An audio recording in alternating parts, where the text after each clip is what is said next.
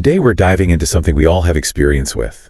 Oh yeah, we've all been there. The education system. Right from the beginning. But have we really thought about it? I mean, like, really examined it. Is it broken? Or is it working? As it was actually designed? Ooh, that's a good one. To answer that, we've got some sources. You have really interesting sources. With historical connections. Surprising connections, actually. That might just change how you see your own education. It's easy to just accept the system. Right, we all went through it. Without really questioning. Yeah, why is it like this? Where did it even come from?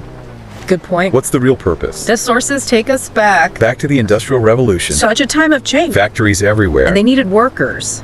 Lots of workers. So a new system was born. You mean a system? A system of education. To create those workers. Exactly. Oh, wow. One source highlighted the Prussian model. The Prussian model. Yeah, emphasizing obedience. Obedience. Conformity, rote learning. Not exactly. Critical thinking. Or creativity. Right. More like the perfect factory worker. So this model, this Prussian model, was designed to create a workforce. A compliant workforce. But it wasn't just Prussia, was it? Oh no, it spread. Spread. All over the world. Right. Influencing systems everywhere. Yeah. The one you probably went through. That's amazing. And then there are compulsory education laws. To make sure everyone went to school. Right, to combat illiteracy. But also there are enough workers for those factories.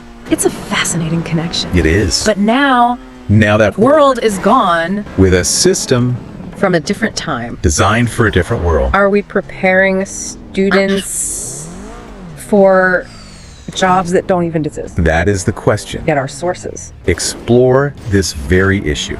Looking at how that still affects us. Even today. Like standardized tests. Oh yeah, one source argued. That they focus on. Rote memorization.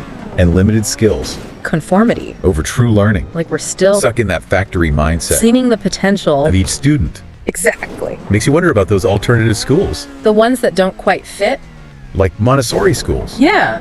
They seem to gets the grade. Instead of structure and memorization. They focus on. Well, a child's natural curiosity. Letting them learn. In their own way. At their own pace. It's a different approach. Recognizing that not all students are the same. Right, they have their own strengths and passions. Exactly. But why are these alternatives often pushed aside? Not fully accepted. Could it be that they threaten the system? By encouraging too much creativity. It's a thought. Some of our sources take it even further. A hidden agenda. Even conspiracies. Whoa. They point to figures like John D. Rockefeller claiming he shaped education to create obedient workers. That's a strong claim. It is controversial. But the sources present a range of opinions. Some say powerful people wanted to control society. Through education, ensuring a compliant workforce. Others say it was about efficiency and measurable results. Just fascinating to consider all these sides. Right, whether intentional or not. The effects are still felt. Absolutely. The sources point out some serious issues in the system that we can't ignore, like a lack of practical skills among graduates. Here's things they need in the real world. Personal finance, critical thinking, problem solving. It's like there's a gap between the classroom and real life. One source even said many graduates couldn't balance a checkbook or understand interest rates.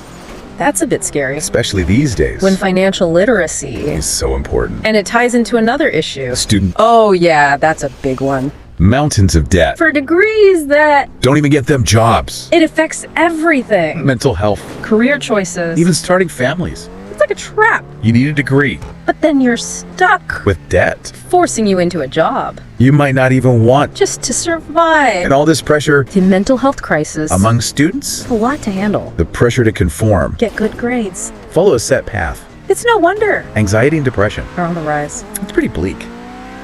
But are these issues? Just part of the system? Or signs that we need a change. A fundamental change. That's the question. Our sources don't give easy answers. But they encourage us to think critically. To look beyond the surface. And to consider if the system might not be serving us as well as it could. So is there a way out? A way to fix it all. Maybe reimagine education completely. Well, the sources offer some ideas. They'd point to those alternative models, like Montessori and Waldorf. Even homeschooling. They're all different. But they share a focus. On the individual. Each student's unique needs. Learning at their own pace. It's like shifting away from that factory model. Recognizing every student's strengths and passions. Learning styles too. Exactly. One source even suggests these models could be better at preparing students for the skills they'll need in the future. Adaptability, problem solving, critical thinking, creativity. Those are important. Technology changes the job market all the time. So instead of factory workers, We- innovators, that's- creative thinkers Who can thrive? in a world that's constantly It changing. makes you wonder. If we could start over Redesign education. for today's world, What would it look like? what would be most important? What kind of people would we create? Questions. The sources don't have all the answers. But they give us a lot to think about. One idea I liked, bringing real-world experience. Into the classroom, Internships, apprenticeships, project-based learning bridging that gap between school. and the real world.